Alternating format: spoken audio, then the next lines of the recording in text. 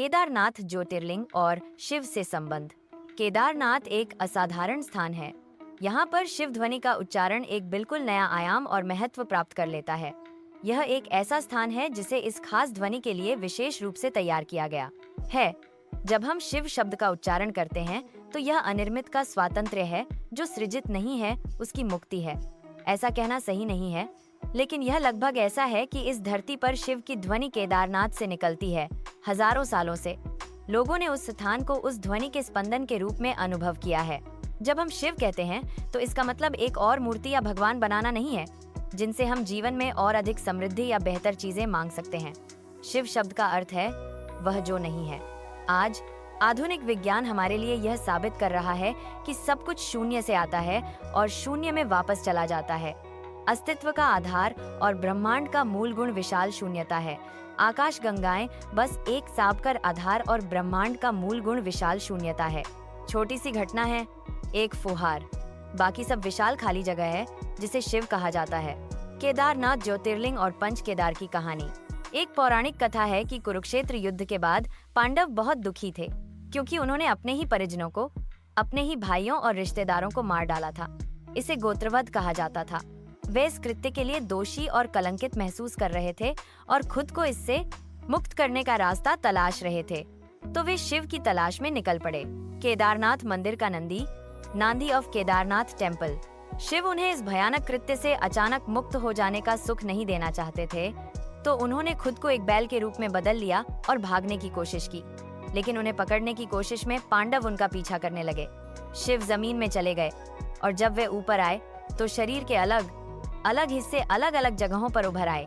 बैल का कुबड़ केदारनाथ है, आगे के दो पैर तुंगनाथ हैं, जो केदार के रास्ते में है। नाभि हिमालय के भारतीय भाग में मध्य महेश्वर नामक स्थान पर प्रकट हुई, जो एक बहुत शक्तिशाली मणिपूरक लिंग है, और शिव की जटाएं कल्पनाथ नामक स्थान पर प्रकट हुईं।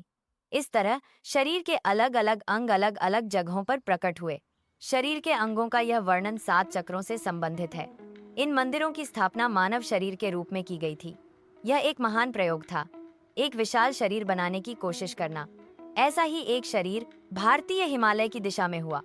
ऐसा ही एक दूसरा शरीर पश्चिमी दिशा की ओर भाग गया, जहां उन्होंने नेपाल को ही एक शरीर में बदलने की कोशिश की। केदारनाथ ज्योतिर्लिंग। ऊर्जाओं का एक मादक मिश्रण। केदारनाथ ऊर्जाओं का एक बहुत ही मादक मिश्रण है। यह एक ऐसा स्थान है जिसने हर प्रकार के हजारों योगियों और दिव्यदर्शियों को देखा है। जब मैं कहता हूँ हर प्रकार के, तो आप कल्पना नहीं कर सकते ऐसे प्रकार। ये ऐसे लोग थे जिन्होंने किसी को कुछ भी सिखाने का कोई प्रयास नहीं किया। दुनिया को भेंट करने का उनका तरीका था। अपनी ऊर्जाओं, अपने मार्ग, अपने कार्य, सब कुछ को इन स्थानों में एक विशेष तरीके से छोड़ देना। जब आप आध्यात्मिक मार्ग पर किसी के बारे में सोचते हैं तो आप शायद उन्हें एक निश्चित प्रकार के व्यवहार, पोशाक या बोली के संदर्भ में एक निश्चित प्रकार के ढांचे के भीतर सोचेंगे। लेकिन यह केवल उस प्रकार के आध्यात्मिक व्यक्ति की भूमि नहीं है। आपकी समझ के तरीकों में फिट बैठे ऐसे लोग भी यहाँ रहे हैं, लेकिन ऐसे और भी बहुत से लोग रहे हैं जो पूरी तरह से जंगली हैं, जिन्हें आप कभी आध्यात्मिक व्यक्ति के रूप में नहीं पहचान सकते। लेकिन ये ऐसे लोग हैं जिन्होंने अस्तित्व के शिखरों को छुआ है। जब हम एक योगी कहते हैं तो हमारा मतलब एक निश्चित व्यवहार या नैतिकता वाले व्यक्ति से नहीं होता। एक योगी जीवन के साथ पूरी तरह से सामंजस्य में होता है। इतना सामंजस्य कि वह जीवन को विघटित कर सकता है और फिर इसे जोड़ सकता है। मूलभूत जीवन जो आप हैं, अगर आप उसे पूरी तरह से विघटित कर सकते हैं और वापस जोड़ सकते हैं, तभी आप एक योगी हैं। ऐसे कई अद्भुत मनुष्य रहे हैं। केदारनाथ की तीर्थ यात्रा। केदारनाथ टेम्पल। किसी ऐसे व्यक्ति के लिए जो किसी तरह के आध्यात्मिक उत्थान की तलाश में है, केदारनाथ एक वरदान है जिसकी विशालता की आप कल्पना भी नहीं कर सकते। इसका क्या मतलब है, यह समझाना बहुत मुश्किल है। आखिरकार यह सिर्फ चट्टान का एक उभार है, लेकिन जो बात बहुत बड़ा अंतर पैदा करती है, वो वह काम है जो यहाँ हजारों सालों से रहने वाले लोगों ने इस जगह पर किया है। यही वो जगह है जहाँ बहुत से योगियों ने अपने शरीर त्यागे हैं। यह कुछ ऐसी चीज है जिसे आपको जरूर अनुभव करना चाहिए। भारत में जन्म लेने के बाद, इससे पहले कि आप बहुत बूढ़े हो जाएं और किसी चीज के लायक न रहें, आपको एक बार हिमालय जरूर जाना चाहिए। केदारनाथ ज्योतिर्लिंग मंदिर और आदिशंकराचार्य आदि शंकराचार्य की बुद्धि असाधारण थी और वे भाषा के प्रकांड पंडित थे। अपने छोटे से जीवन के दौर में उन्होंने इस देश की लंबाई और चौड़ाई चलकर नापी। शंकराचार्य कालाड़ी नामक एक गांव से आए थे, जिसका शाब्दिक अर्थ है पैरों के नीचे। दक्षिण में हम भारत माता के चरणों में हैं। भारत का मतलब है कि हमने हमेशा सीखा कि कैसे ईश्वर के चरणों में रहना है। ईश्वर के चरणों में रहकर हम विकसित हुए और खिले। यह दिखावटी आडंबर की संस्कृति नहीं है, बल्कि स्वाभाविक धर्मपरायण संस्कृति है। आदि शंकराचार्य ने कहा, सब कुछ माया है। माया का अर्थ भ्रम होता है, इस मायने में कि आप इसे उस तरह नहीं देख रहे हैं जैसा कि यह है।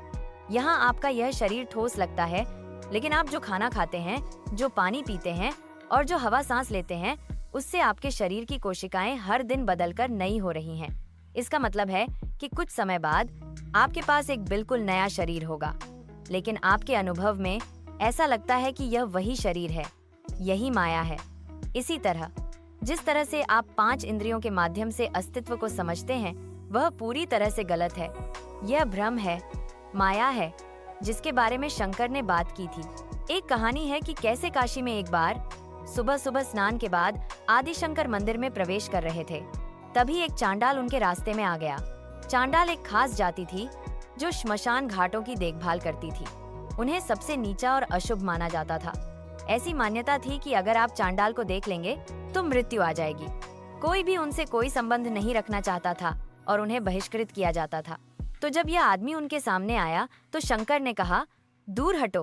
वह आदमी वहीं खड़ा रहा और पूछा, कौन दूर हटे, मैं या मेरा शरीर? इसे सुनकर शंकर बहुत प्रभावित हुआ। वह सबको यह सिखाते घूम रहे थे, यह शरीर तुम नहीं हो, यह सब माया है। अब जब उस आदमी ने यह सवाल पूछा तो उन्हें बहुत आघात लगा। उसके बाद उन्होंने फिर कभी एक शब्द नहीं बोला, कभी कोई शिक्षा नहीं दी। वे बस हिमालय में चले गए, केदारनाथ में। आज भी उनका एक स्मारक है, बस उनका हाथ और छड़ी संगमरमर पर उकेरी गई है, जो दीवार से बाहर उभरी हुई है। वह आखिरी जगह है जहां उन्हें देखा गया था। कहानी यह है कि वह चलकर ऊपर गए शिव में विलीन हो गए। यह हमारे राष्ट्र और संस्कृति की मूल प्रकृति है। हम दूसरों को रास्ते से हटाकर ऊपर नहीं चढ़ते, हम विनम्रता से ऊंचा उठते हैं। चाहे वह देवता हो, पुरुष हो, महिला हो, बच्चा हो, जानवर हो, पेड़ हो या चट्टान हो, हमने हर चीज के आगे झुकना सीखा है। यही हमारी ताकत रही है, यही हमारा तरीका रहा है, यही हमारे विकास और आत्मज्ञान की प्रक्रिया और तरीका रहा है। शिव बद्रीनाथ से केदारनाथ क्यों चले गए? बद्रीनाथ मंदिर, बद्रीनाथ टेम्पल। बद्रीनाथ हिमालय में लगभग 13,700 फीट की ऊंचाई पर एक शानदार स्थान है। बद्रीनाथ के बारे में एक पौराणिक कथा है। यहीं पर शिव और पार्वती रहते थे। एक दिन शिव और पार्वती सैर पर निकले। जब वे वापस आए तो उनके घर के प्रवेश द्वार पर एक छोटा बच्चा रो रहा था। इस बच्चे को फूट फूट कर रोते देखकर पार्वती की मातृत्व जाग उठा और वह जाकर बच्चे को उठाना चाहती थी। शिव ने उन्हें रोका और कहा, उस बच्चे को मत छुओ। पार्वती ने कहा, कितने निर्दयी हैं आप ऐसा कैसे कह सकते हैं? शिव ने कहा, यह अच्छा बच्चा नहीं है।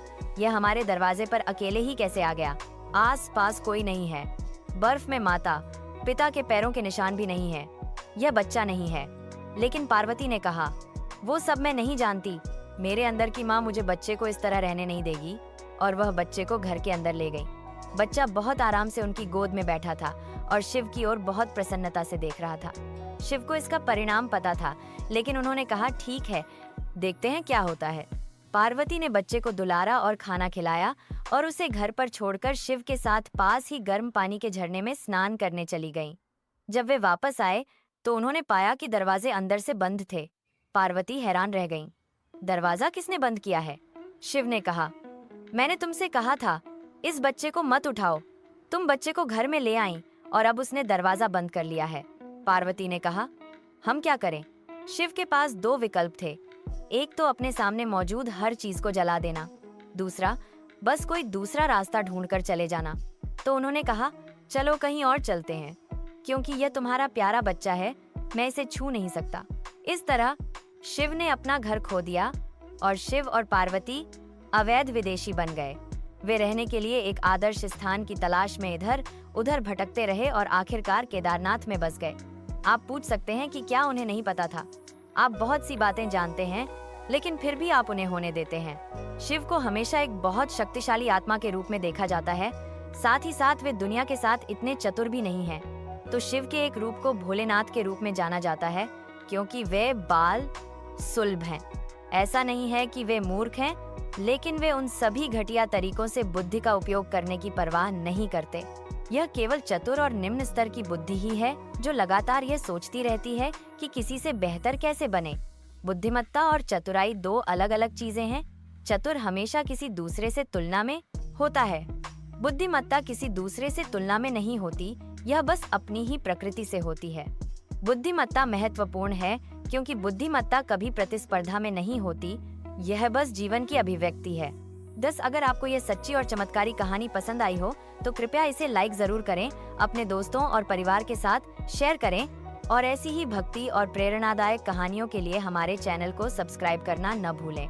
बेल आइकन दबाएं ताकि अगली कथा सबसे पहले आप तक पहुंचे। हर हर महादेव।